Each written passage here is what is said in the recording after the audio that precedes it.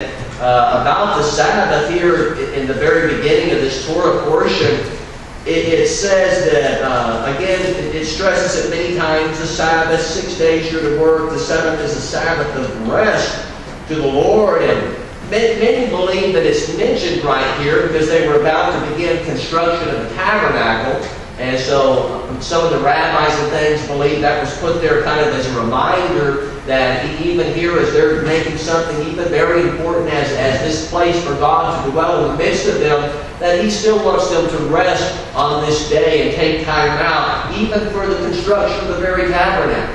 So many believe that's why that's here listed at that point in time as they're giving instructions for creating this place of worship. And I see much significance about Shabbat. Shabbat was created before any covenant was created that we know of. There on the seventh day, after 6 days of creation, God blessed that seventh day. He declared it to be holy, set apart.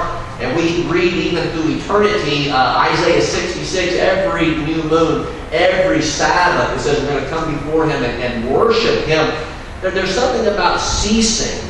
And it's a day to let everything just, I don't want to say go to pot. I don't use that expression, but that expression came to mind. And it's not that at all. Some people would think that, but it's a day to just let everything, just put it in the back of your mind, get it out of your mind. And just to rest in God and in His presence, and to just set everything aside. And when you read even the Ten Commandments, I mean, everyone was to rest. The daddy and the mommy and the kids and the servants and the animals. I mean, everybody was to just take this break and to halt and to stop. And that's kind of what Shabbat means. It means to cease, to stop, and to just breathe in and be refreshed and to rest. And it's kind of the idea that we just stop and observe God's goodness and His creation. And one of the things, too, that I believe it points to is it points to the work of God in our lives. You know, later we're going to read where the glory of God fills this thing so much to the point where Moses, he can't even stand up. I mean, he can't even function because God's presence overcomes him. And we may have seen that before a person gets prayed for, they fall on the ground, and they become so overcome by God's presence that their whole body gives out on them.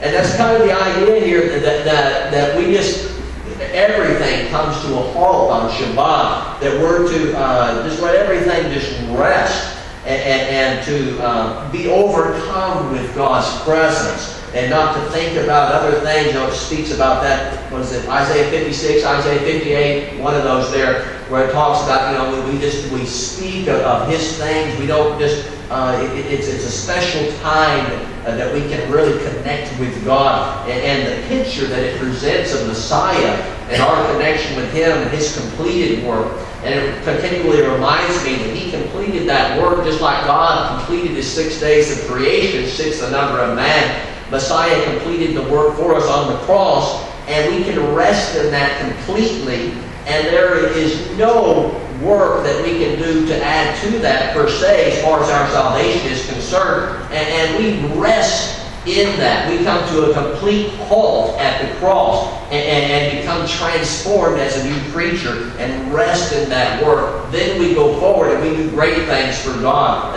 in the power of the Messiah, power of the Holy Spirit.